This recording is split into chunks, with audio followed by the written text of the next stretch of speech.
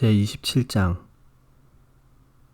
다음날 아침이 되자 모든 대제사장과 백성의 장로들이 예수님을 죽이려고 논의를 하였습니다. 그들은 예수님을 묶어 총독인 빌라도에게 데려가 그에게 넘겨주었습니다. 예수님을 배반한 유다는 예수님이 유죄 판결을 받은 것을 보고 양심의 가책을 느꼈습니다. 그래서 은 30개를 대제사장과 장로들에게 돌려주었습니다. 유다가 말했습니다. 내가 죄 없는 피를 팔아넘기는 죄를 지었습니다. 그들이 대답하였습니다. 그게 우리와 무슨 상관이냐? 그것은 너의 문제다. 유다는 은화를 성전 안에 내던지고 나가서 목매어 자살했습니다. 대제사장들이 성전에서 그 돈을 거두고 말했습니다. 이 돈은 핏값이니 성전에 두는 것은 안 될 일이다. 그들은 서로 의논하여 그 돈으로 토기장이의 밭을 사 나그네들의 묘지를 삼기로 결정했습니다. 그 밭은 지금까지 피밭이라고 불립니다. 그래서 예언자 예레미야가 말한 것이 이루어졌습니다. 그들이 은화 30개, 즉 이스라엘 사람들이 몸값이라고 정한 값을 받았다. 그리고 토기장이의 밭을 샀는데 밭값으로 그 돈을 주었다.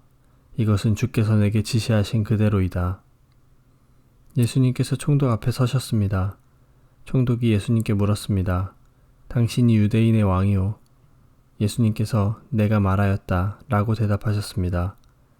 대제사장과 장로들이 예수님을 고발하였지만 예수님께서는 아무 대답도 하지 않으셨습니다. 그래서 빌라도가 예수님께 말했습니다. 이 사람들이 너를 여러 가지로 고발하는 것이 들리지 않느냐? 그러나 예수님께서는 빌라도에게 단 한마디도 대답하지 않으셨습니다. 빌라도는 이것을 보고 이상하게 생각했습니다. 명절이 되면 백성들이 원하는 죄수 한 명을 총독이 사면해주는 관례가 있었습니다.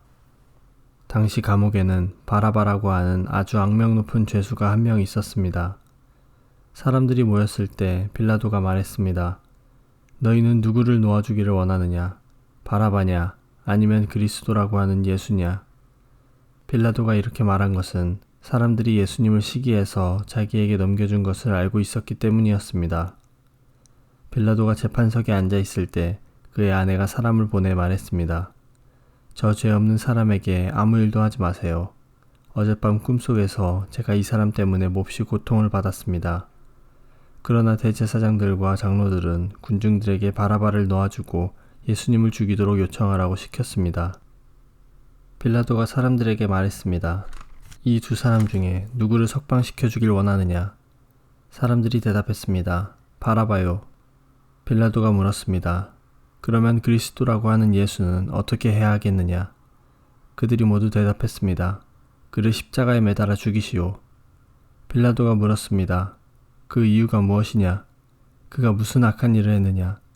그러자 사람들은 더 크게 소리쳤습니다. 그를 십자가에 매달아 죽이시오. 빌라도는 자기로서는 어찌할 도리가 없다는 것을 깨달았습니다. 그리고 잘못하면 폭동이 일어날지도 모른다고 생각하였습니다.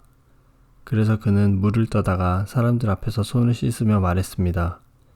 나는 이 사람의 피에 대하여 아무런 책임이 없다. 너희가 알아서 해라. 사람들이 한결같이 대답했습니다. 그의 피에 대한 책임은 우리와 우리 아이들이 지겠습니다. 결국 빌라도는 바라바를 풀어주었습니다. 그리고 예수님을 채찍으로 때리게 한 후 십자가에 매달도록 내어주었습니다. 총독의 군인들이 예수님을 총독의 관저로 끌고 들어갔습니다.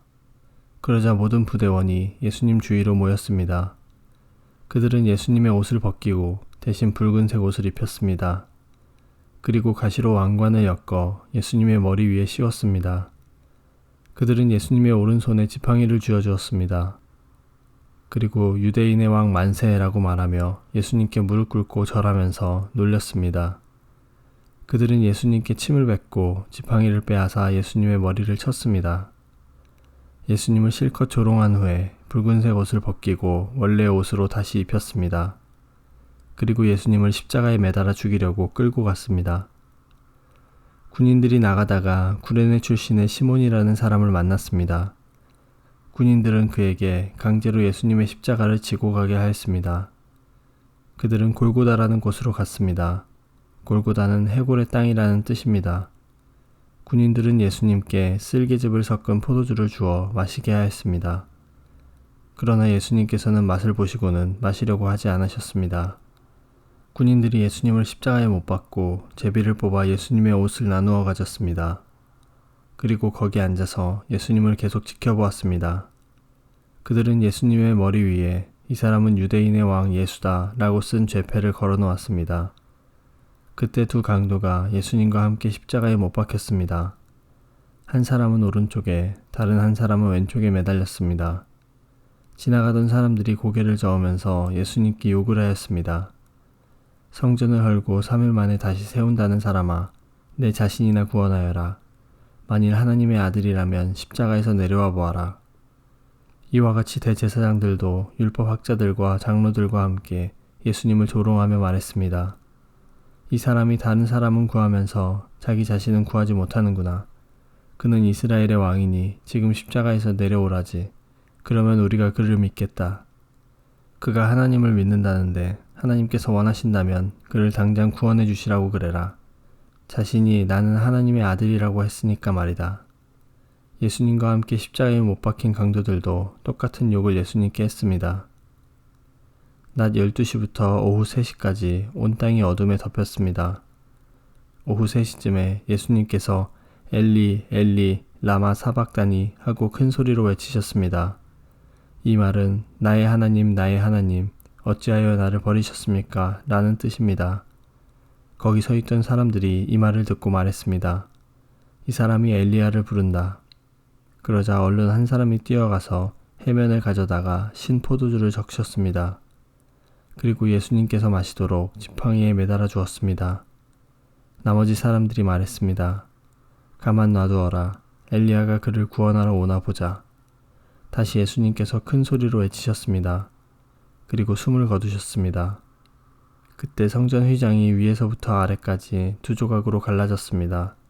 땅이 흔들리고 바위들이 쪼개졌으며 무덤이 열리고 잠자던 많은 성도들의 몸이 다시 살아났습니다.